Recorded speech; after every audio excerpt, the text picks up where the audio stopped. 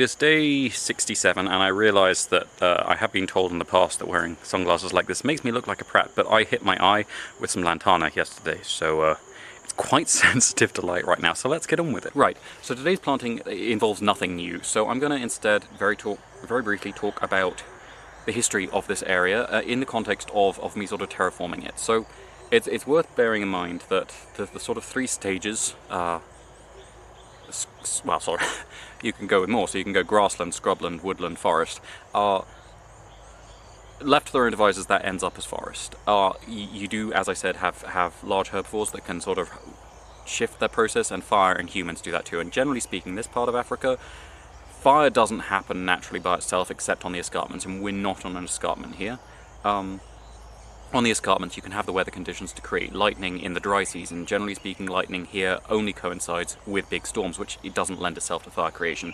Our plants are not particularly resinous, which means they do not tend to create the situations for wildfires to happen very readily, and so you do need a lightning strike for that to actually take, generally speaking. Fires happen occasionally for other reasons, but generally speaking it's humans or escarpment lightning. And so before the arrival of humans here, most of this area would have been forest. Dry forest, probably.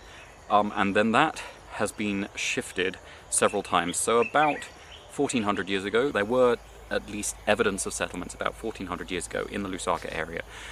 And that could have started leading to an increased burning and a tendency more towards miombo woodland than dry forest, but it doesn't seem like there was any real permanent settlement, just small-scale settlement starting to happen, as you had people like the Tonga and related tribes in the Bantu Patatwe moving into Zambia, and their much more settled lifestyle does seem to have displaced over large parts of the country the more nomadic tribes that were here before that.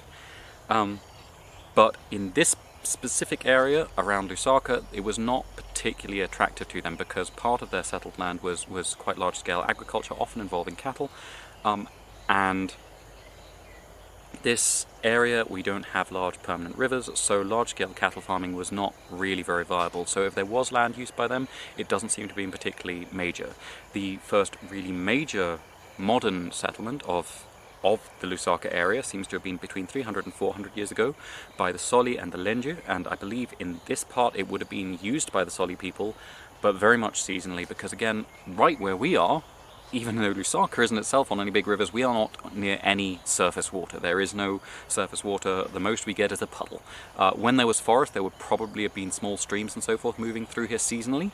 But with the decreased vegetation, which would have come with more and more people starting to move into the area, more regular fires coming through and shift away from forest and into miombo woodland, that would have become less and less common on flat ground such as we are on here.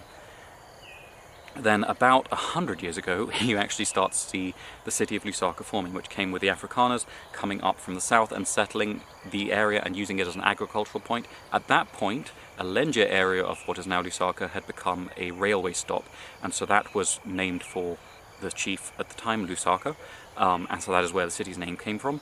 And with that settlement by the Afrikaners, this became a trading post and became a larger spot, and actually became briefly the capital of the three, well, arguably four, but three nations that fell under the wider heading of Rhodesia.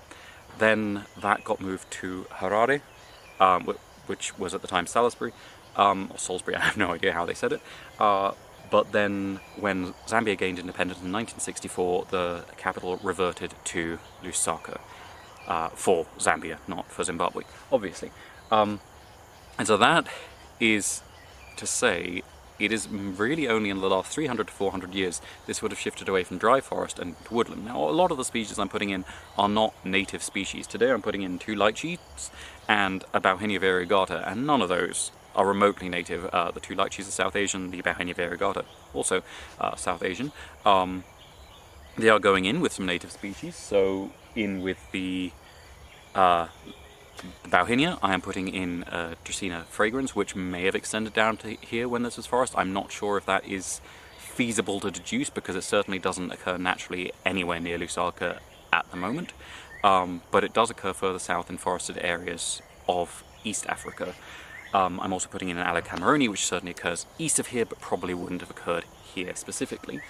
But by creating a forest habitat with this dense multi-layered surface, I should be attracting in a lot of birds, which will bring native fruit trees. So for example, the mpundu seedling I planted recently and seemed to have failed to look after properly, came from an area under a mango tree where the mango trees had attracted in fruit bats who had dropped mpundu seeds, and those had grown. We didn't used to have governor's plum, which is a native tree, Flacotia indica, and a very edible tree in this area. And then with my encouraging up some of the sort of self-seeded timber trees, underneath those a lot of birds and bats seem to have dropped the seeds, and we now have hundreds, well, certainly well over 50 small bushes of this native fruiting tree. So we're getting these trees that would naturally form the fruiting under canopy of a forest moving in by creating conditions that attract them just from perching, and as we create the conditions to attract them more, these non-native trees should create a system where a lot more native trees move in that are suitable to this habitat. The chipia woodland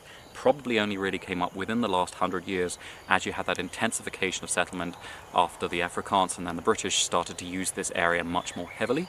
And then you had around the time of independence, when this became a capital again, you had tribes like the Bemba and the Chewa speaking peoples very much converging on the city as it became a centre for trade and commerce. And with that you had a much greater intensification of agriculture around the whole area, and then you have Lusaka as you see it today, a very mixed multicultural city made up of a lot of different tribes and a lot of different cultures. But the woodland has turned very much to chipia type woodland, the more scrubby, temporary, successional woodland, rather than the miombo, or as it probably would have been a little bit before that, the dry forest.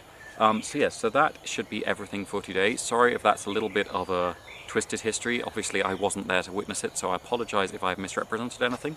But hopefully that gives you some context to the way that people will have changed this landscape, and how my terraforming isn't entirely creating something new so much as trying to recreate with the addition of the plants I can get readily and I can propagate readily, because a lot of our native trees have very specific behaviours which are quite difficult to replicate in captivity. With the help of those, I'm trying to recreate a system that has been lost. Yeah, another ramble. Thank you very much for watching. Again, sorry if it's misrepresenting anything. Please let me know if it is. And yeah, please tune in tomorrow when I hope not to be wearing these, and I hope my eye is feeling much, much better.